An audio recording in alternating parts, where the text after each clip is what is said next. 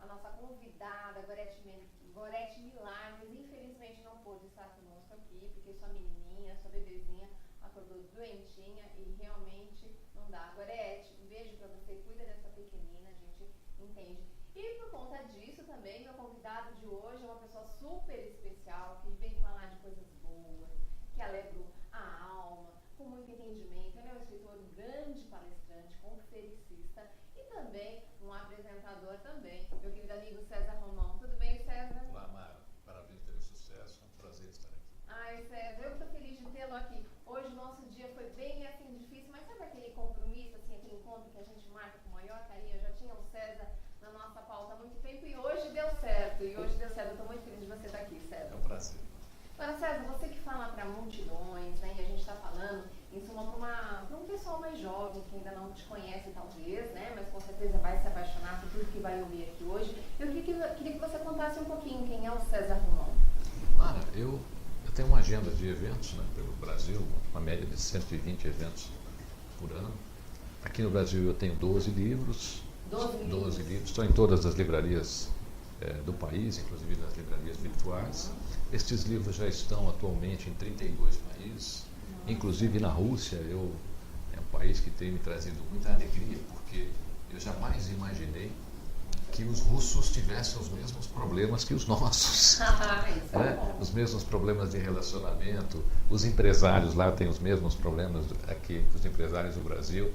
Então hoje eu posso dizer a você que eu tenho um contato praticamente com um grande público, né, no mundo inteiro. Então, entre os países Rússia, Itália, Alemanha, os países hispânicos, todos eles.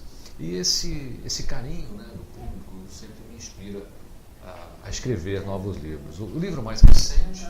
Só para quem está nos assistindo, está chegando agora, você escreve especificamente sobre... liderança, motivação e gestão.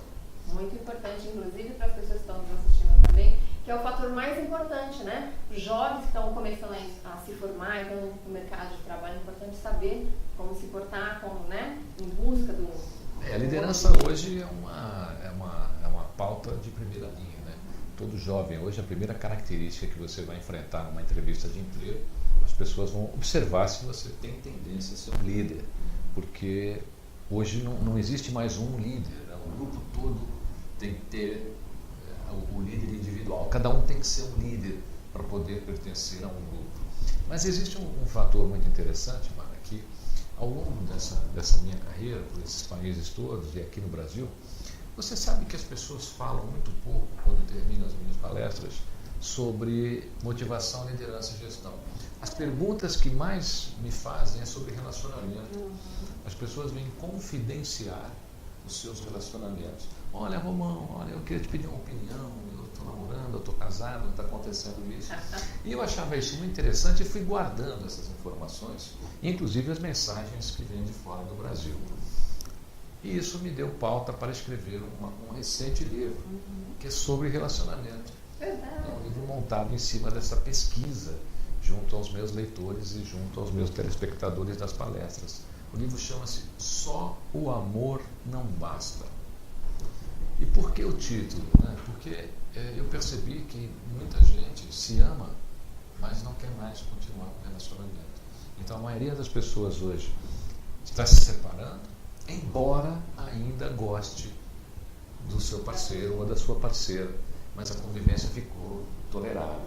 E o livro ele é muito interessante porque ele traz algumas partes. Por exemplo, todas as diferenças entre homens e mulheres.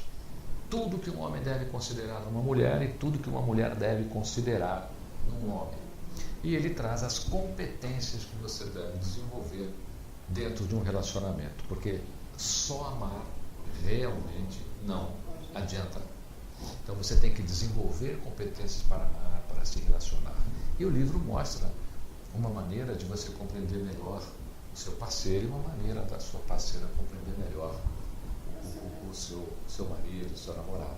Agora, César, já que você também agora citou que você escreveu um livro sobre relacionamento, você sempre escreve esse lado de motivação, você acha que o lado profissional impera muito no lado do relacionamento? Talvez por isso as pessoas não estão se tolerando menos?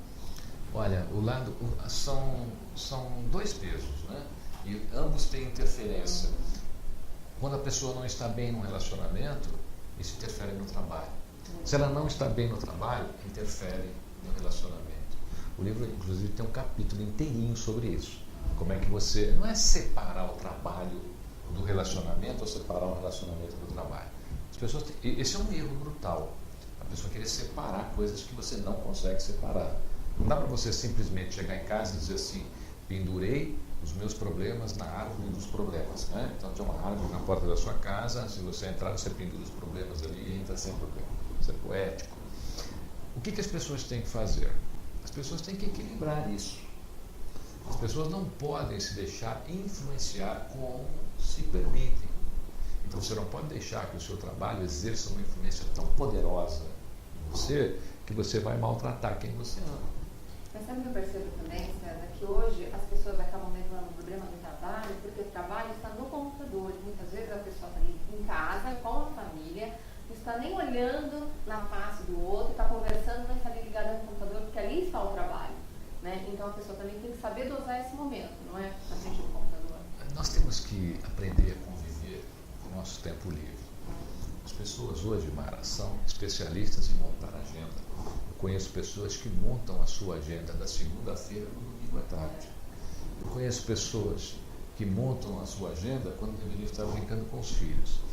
Nós temos grande dificuldade de saber o que fazer com o nosso tempo livre. Tem pessoas que viajam, você já deve ter ouvido isso, você também já deve ter ouvido isso.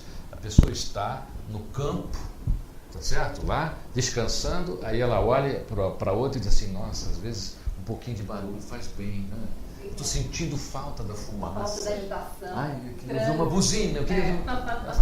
As pessoas têm muita dificuldade de saber aproveitar o seu tempo livre. O livro fala sobre isso também. Como é que você faz para aproveitar o seu tempo livre? Você faz uma agenda para o seu tempo livre? As pessoas não fazem. Não fazem. Como fazem para o trabalho? Não fazem. Eu, por exemplo, tenho 3 filhos, né?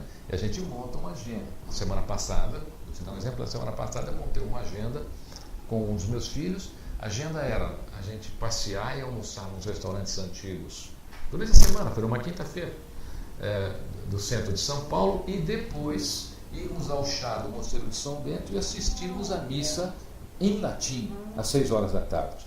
E ouvir todas as badaladas do Mosteiro de São Bento. Uma sugestão bem bacana, né? Não, bem familiar. A gente monta, por exemplo, há 15 dias atrás eu montei uma outra agenda com 2 dos meus filhos, de nós visitarmos a Catedral da Sé, e na Catedral da Sé está lá, pouca gente sabe disso, é uma tristeza, a única réplica oficial do Vaticano do Santo Sudário.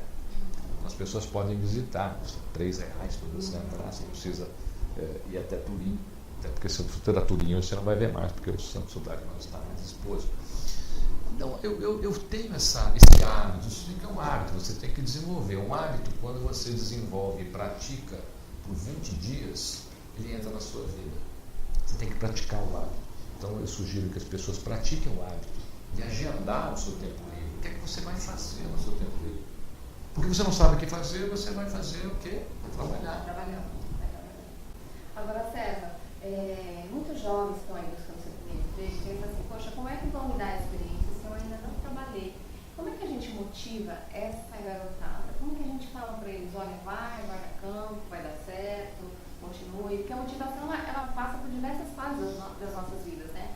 Hoje, dos mais adolescentes, e também das pessoas que já estão com mais idade, que já não se encaixam mais no mercado de trabalho. Como buscar essa liderança?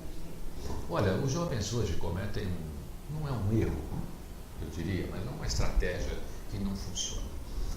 As entrevistas de emprego estão ficando cada vez mais delicadas, elas estão avaliando e conhecendo as pessoas muito rapidamente. Então você é jovem, você vai até uma empresa, normalmente o entrevistador vai lhe perguntar o que é que você tem para oferecer à empresa. As pessoas, nesse momento, 90% perdem a vaga. Por quê? Porque perdem.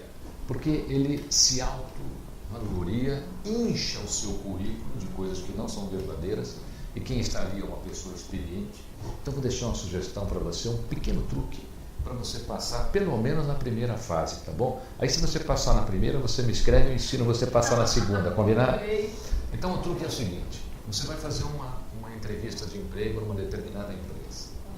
Quando essa pergunta vier, porque ela virá, ela faz parte do contexto de avaliação, você tem que dizer exatamente o seguinte: você tem que ter feito uma pesquisa sobre a empresa.